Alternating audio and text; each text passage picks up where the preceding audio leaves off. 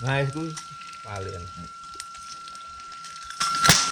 Nah, Dia iki. Nah, itu.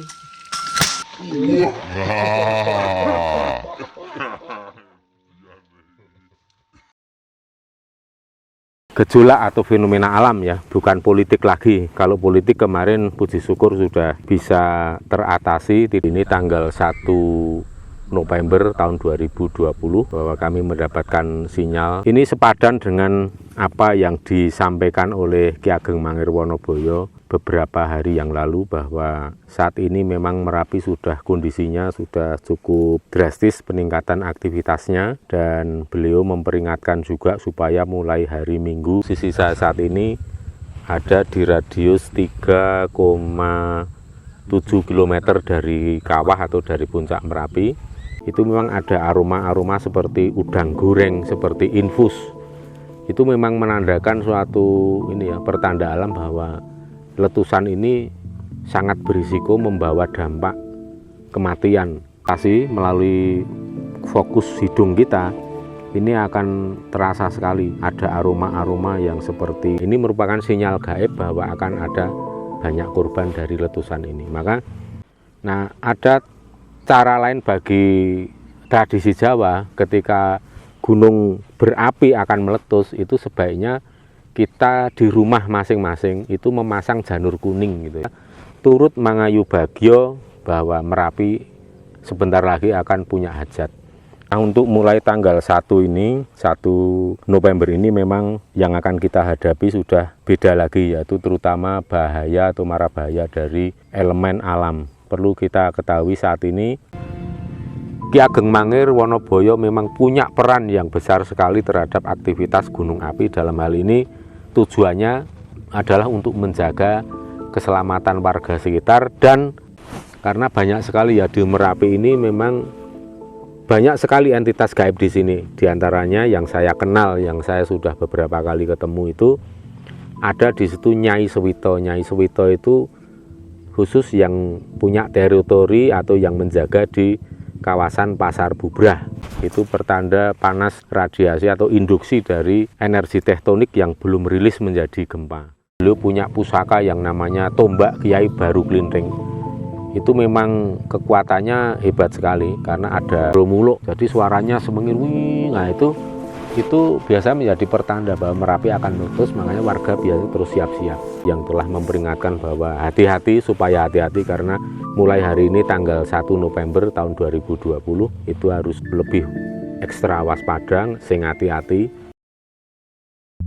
Selamat pagi sedulur-sedulur semua, sampai jumpa lagi dengan YouTube Surya KKS. Para pemirsa yang budiman dimanapun Anda berada, semoga selalu dalam berkah lindungan Gusti Ingkang Ngakarya Jagat, tansah pinaringan Sih Wiloso saking ngarsane Gusti Ingkang Ngakarya Jagat. Ini sekarang saya posisi berada di kaki Gunung Merapi. Kira-kira posisi saya saat ini ada di radius 3,7 km dari kawah atau dari puncak Merapi, dan di sini belum termasuk red zone atau kawasan rawan bencana untuk status Merapi saat ini, yaitu level 2 atau waspada.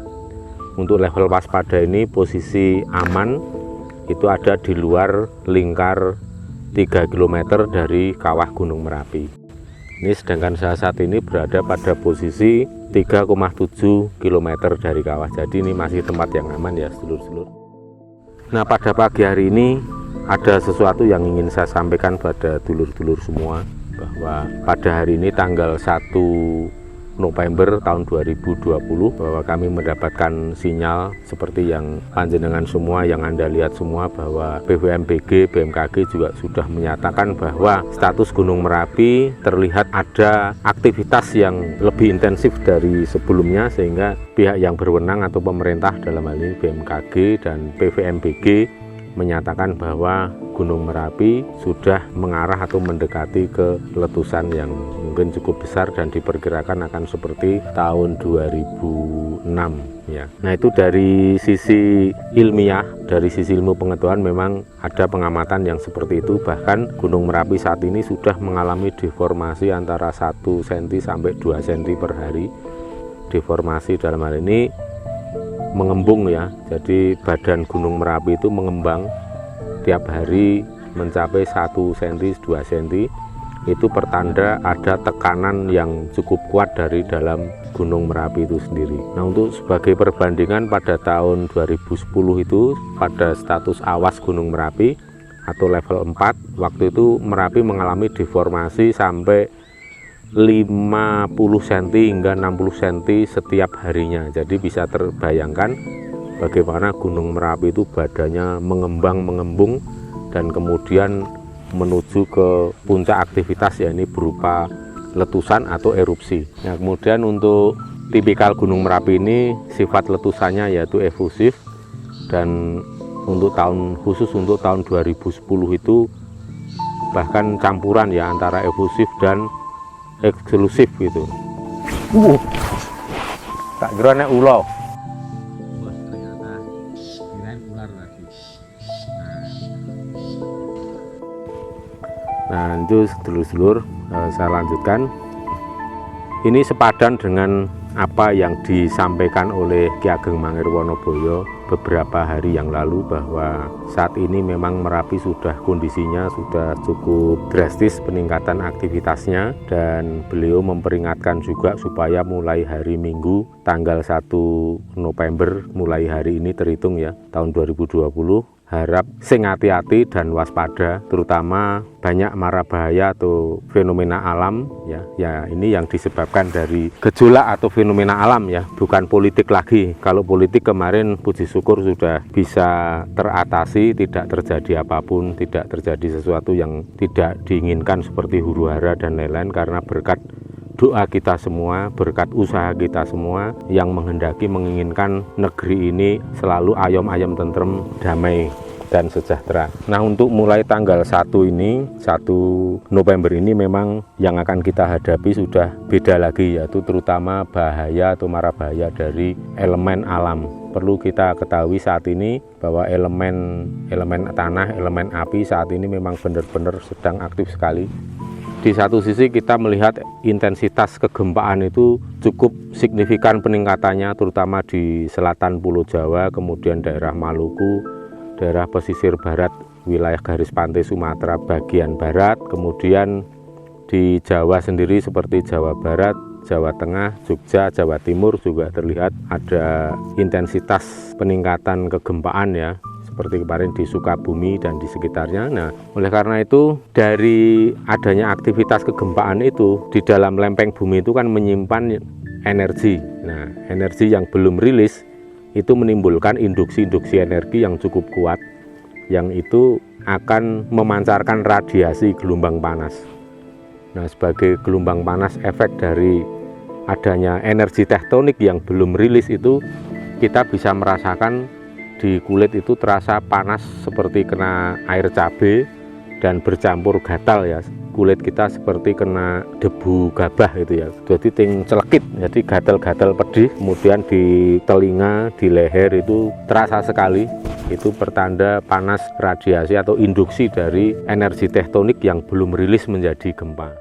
Nah, biasanya dari adanya induksi tektonik yang belum rilis itu memberikan efek berupa perubahan cuaca, yaitu yang harusnya sudah terjadi hujan, tetapi hujan, pembentukan mendung, pembentukan hujan itu sangat terganggu dengan adanya energi tektonik. Makanya untuk di daerah-daerah yang terjadi kegempaan intensif itu biasanya terjadinya mendung itu terganggu, sehingga yang sudah-sudah yang bisa kita lihat jika suatu daerah itu sedang dilanda gempa susul menyusul itu biasanya di situ tidak terjadi hujan. Nah, oleh karena itu orang Jawa punya ilmu titen.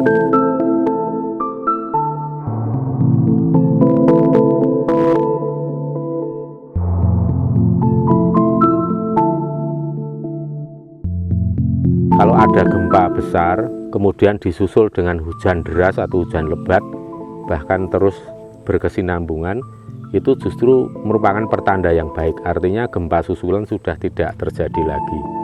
Itu bisa kita titeni atau kita cermati fenomena alam atau hukum alam yang terjadi seperti itu.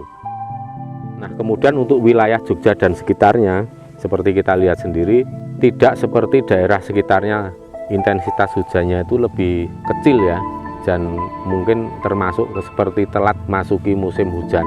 Tapi saya kira ini bukan karena faktor perubahan musim yang telat, saya kira bukan. Kalau saya lebih melihat bahwa ini efek dari adanya radiasi panas yang dipancarkan, yang disebarkan dari kawah Gunung Merapi. Dan ini beberapa hari terakhir ini memang di wilayah Jogja dan sekitarnya itu terasa sekali hawa panas yang seperti api ya. Kalau kita duduk di dekat nyala api itu kan panas sekali, menyengat. Tetapi beda banget dengan panas yang ditimbulkan atau efek dari adanya induksi tektonik. Nah, ini yang terjadi itu perpaduan antara kedua-duanya, yaitu panas pertanda akan ada gempa dan panas pertanda aktivitas Gunung Merapi yang meningkat. Itu luar biasa sekali.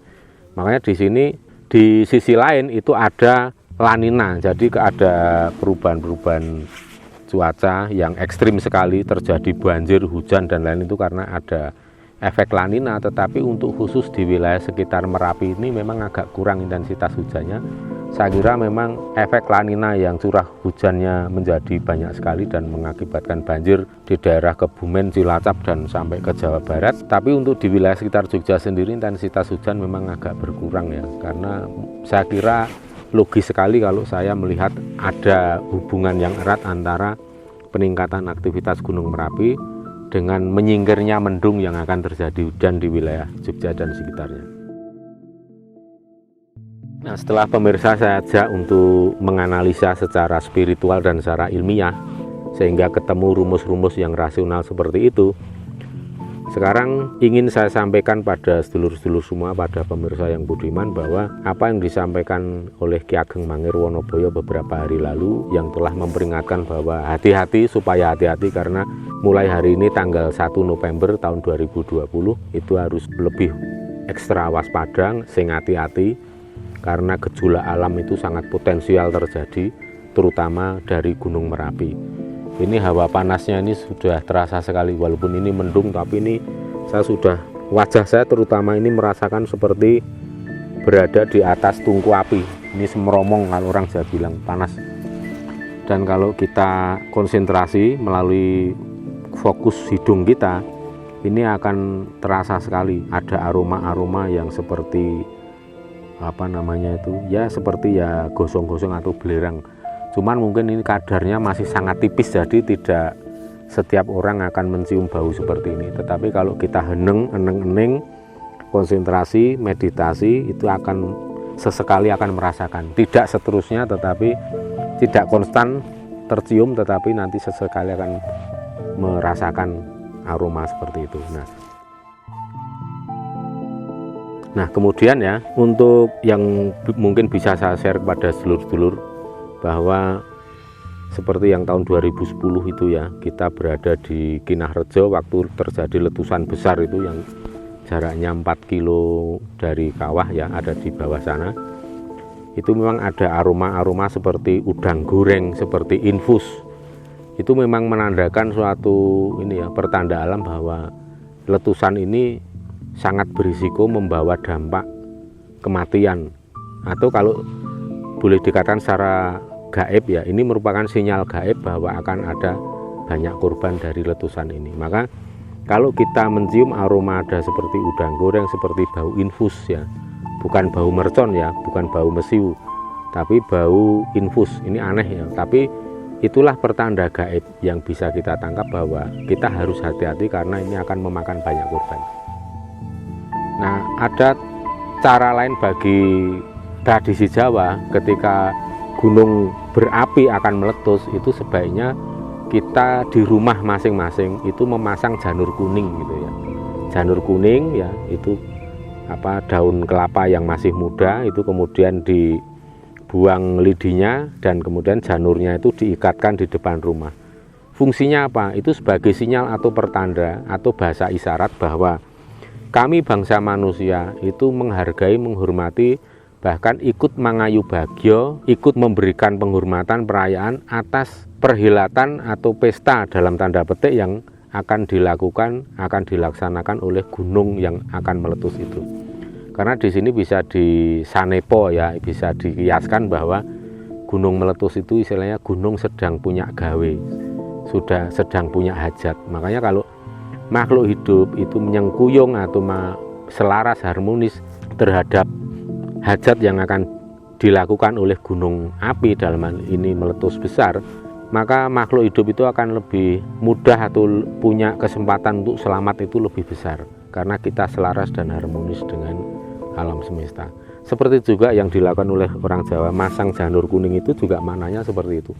Maka ada beberapa kejadian waktu letusan yang sudah berlalu ya, pengalaman-pengalaman kejadian yang tahun-tahun dulu waktu Merapi meletus itu ya, faktanya memang yang rumah-rumah yang pasang janur kuning itu seperti dilewati awan panas, jadi nggak ada kerusakan yang berarti.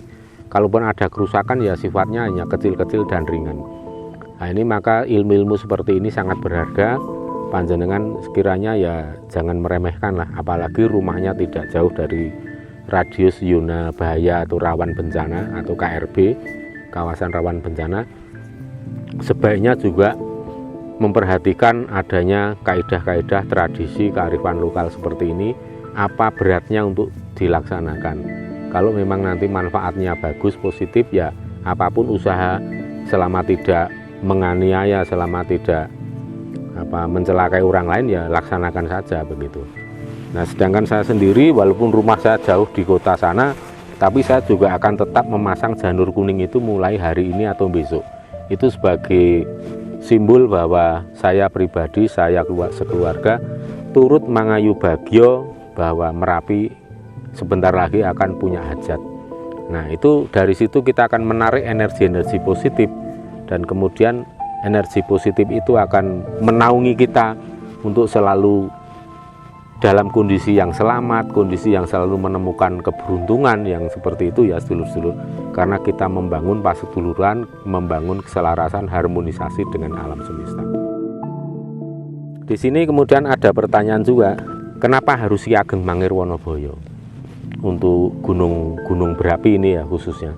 Nah ini yang bisa saya katakan bahwa Ki Ageng Mangir Wonoboyo itu memang punya spesifikasi, punya keahlian khusus berupa, ya itulah kita tahu sendiri, beliau punya pusaka yang namanya tombak Kiai Baru Klinting.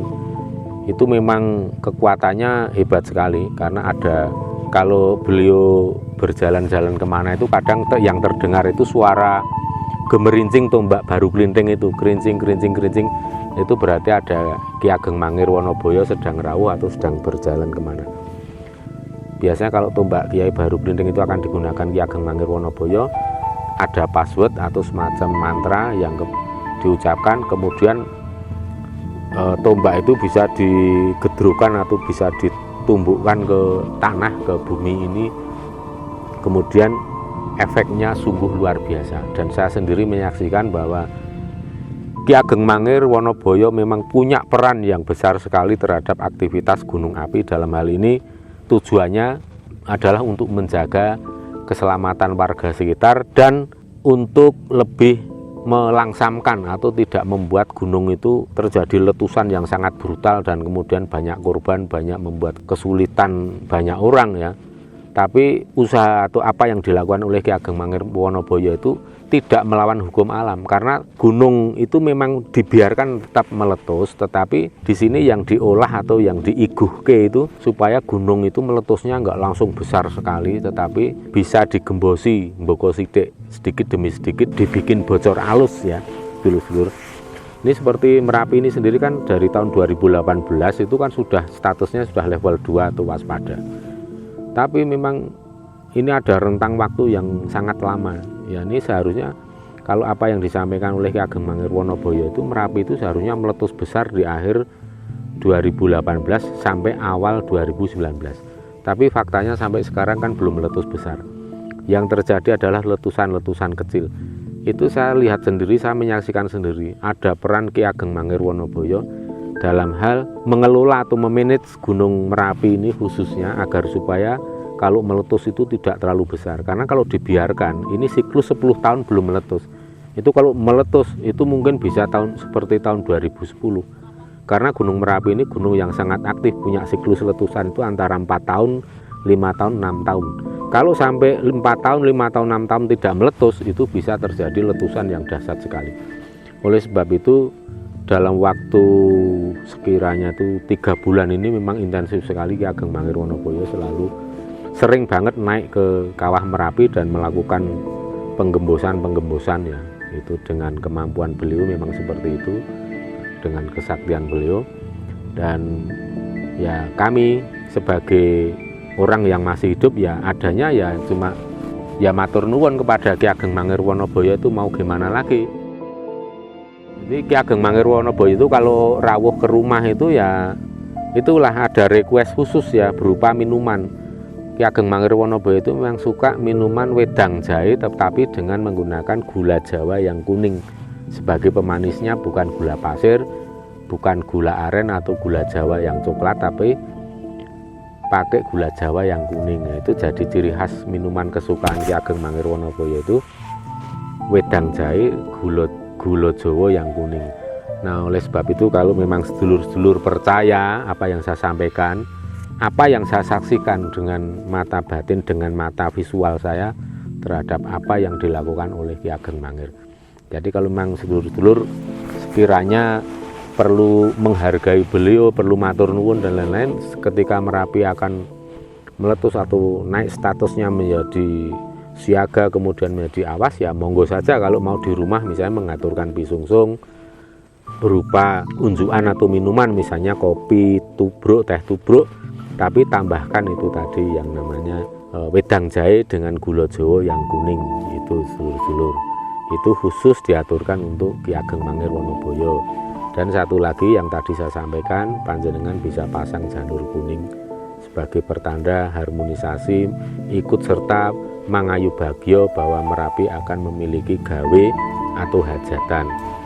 Nah, ini juga saya tadi sudah melakukan ritual juga sebagai bentuk rasa paseduluran saya dengan seluruh titah alus maupun titah agal, titah wadak yang menghuni di Merapi, dalam hal ini ya bangsa tumbuhan, bangsa hewan, dan terutama bangsa titah halus, yaitu karena banyak sekali ya di Merapi ini memang banyak sekali entitas gaib di sini. Di antaranya yang saya kenal, yang saya sudah beberapa kali ketemu itu ada di situ Nyai Sewito. Nyai Sewito itu khusus yang punya teritori atau yang menjaga di kawasan Pasar Bubrah. Ya. Nyai Sewito itu bukan bangsa manusia tetapi bidadari. Tapi bidadari yang dulu itu pernah menikah dengan bangsa manusia. Itu namanya Nyai Sewito. Kemudian ada juga Nyai Gadung Melati, ada juga yang Sapu Jagat, ada Mbah Petruk. Itu banyak sekali. Lebih dari itu, mungkin ada lebih dari 10 atau 12 tokoh-tokoh atau pimpinan-pimpinan perteritorial dari kawasan Gunung Merapi ini. Cuman saya tidak hafal satu persatu ya. Tapi yang jelas banyak sekali. Dan perlu kita ketahui, perlu sedulur-sedulur ketahui bahwa Gunung Merapi ini belum ada ratunya atau belum ada yang menjadi kepala atau raja atau ratu atas semua pemimpin-pemimpin teritorial tadi.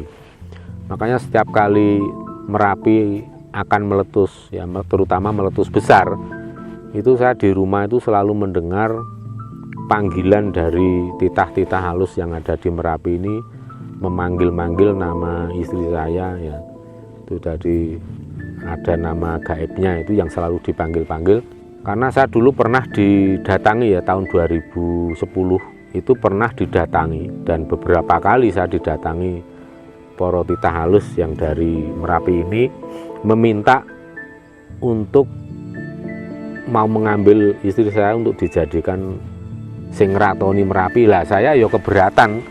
Saya akhirnya ya menolak ya, dengan tetap saya hormat, saya tetap menghargai mereka titah halus itu karena menginginkan sosok ratu ya yang sesuai dengan pilihan mereka. Tetapi saya sampaikan saya tidak mengizinkan karena kami bangsa manusia, kami punya suatu tugas yang harus kami selesaikan, terutama untuk bangsa manusia ini, khususnya untuk Nusantara ini. Jadi saya mohon pengertian kepada dulur-dulur yang ada di Merapi ini, saya tidak mengizinkan. Tapi memang sampai sekarang pun masih seringkali memanggil-manggil. Nah ini dalam waktu seminggu terakhir ini, suara-suara memanggil itu terdengar lagi lebih intensif.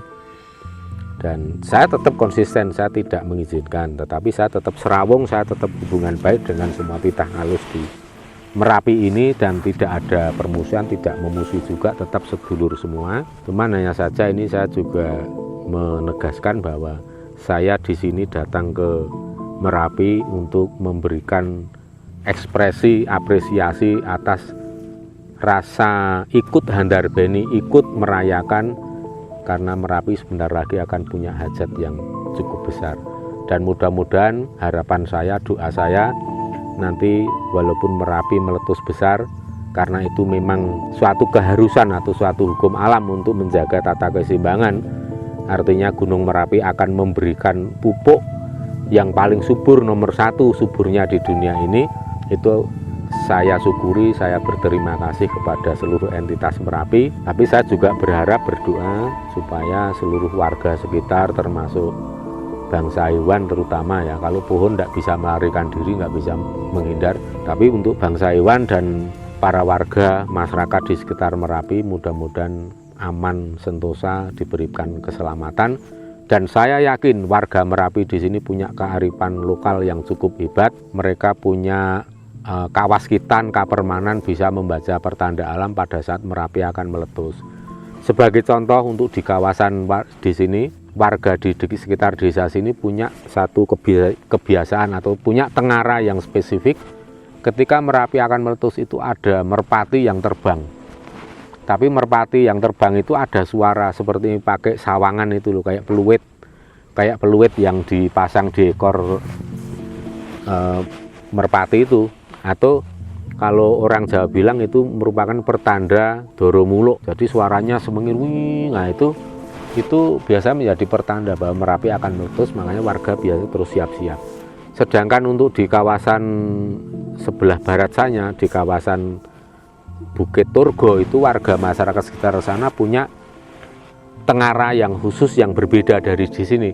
Wah, ini tiba-tiba maknyes, ini tiba-tiba hawanya dingin banget. Ini seperti kena es ini. Nah, itu warga di daerah Turgo itu mereka biasanya melihat benang. Jadi kayak benang ini terbang. Jadi benangnya itu terbang horizontal gitu. Nah, itu kalau ada benang yang terbang yang panjang sekali, ya tingginya mungkin 10, 15, 12 meter, itu menjadi tengara juga bahwa Merapi akan meletus. Nah, seperti itulah yang namanya kearifan lokal. Alam semesta memberikan bahasa, pertanda, alat untuk komunikasi kepada seluruh makhluk hidup. Ya kalau diumpamakan, ini aku sedang akan punya gawe, punya hajat, kalian mundur semua dulu. Nah, kalau tidak mundur nanti kalian terkena, ini bisa celaka. Ya itu sebenarnya kalau saya melihat bencana alam itu bukan musibah, tetapi itu berkah, tapi berkah yang tertunda. Kalau kita bisa memahami, itu merupakan suatu berkah agung. Saya umpamakan, itu seorang petani mencangkul sawah, jadi membuat tanah itu menjadi subur. Nah kalau ada orang lain yang terlalu dekat, petani yang mencangkul itu, risikonya ya kepala bisa cowak kena cangkul, kan begitu logikanya. Makanya ketika ada petani yang mencangkul, atau dalam hal ini Merapi sedang meletus, ya sebaiknya seluruh makhluk hidup menyingkir, menghindar. Ya bangsa manusia kalau memang masih kepekaannya sudah buram atau sudah turun drastis karena udah males belajar, ya bisa belajar pada bangsa binatang, bangsa hewan yang masih konsisten punya kepekaan, punya ketajaman penginderaan, ketajaman batin lah, bisa dikatakan seperti itu. Makanya bangsa hewan itu tidak ada yang celaka, bangsa hewan itu tidak ada yang celaka, tidak ada yang menjadi korban letusan gunung berapi. Nah ini tapi terutama itu binatang atau hewan liar ya. Kalau hewan ternak kan mereka mau melarikan diri sebenarnya sudah tahu ada mara bahaya akan terjadi, tetapi kan tidak bisa melarikan diri karena dikurung atau dikandang oleh si pemilik. Nah ini yang menjadi standar atau indikasi untuk diikuti para warga untuk menyelamatkan diri menjauh dari Merapi, ya hewan liar yang dilihat yang menjadi indikasi atau indikatornya. Misalnya monyet, ular, harimau, burung, itu semua akan turun menjauh dari Merapi pada saat Merapi sudah sangat dekat akan terjadi letusan. Begitu sedulur-sedulur yang bisa saya sampaikan, mudah-mudahan ini bisa menambah wawasan, bisa menambah komparasi ilmu pengetahuan maupun ilmu spiritual, khususnya ilmu spiritual Jawa. Mudah-mudahan ini bisa memberikan manfaat untuk kita semua. Terima kasih atas atensi, atas perhatiannya, atas supportnya. Saya ucapkan banyak terima kasih. Sampai jumpa lagi pada video-video berikutnya. Akhir kata saya ucapkan Rahayu Sagung Titah Dumadi, Joyo-joyo Wijayanti, Wilujeng Rahayu kang tinemu, bondo lan bejo kang teka saking kersaning Gusti.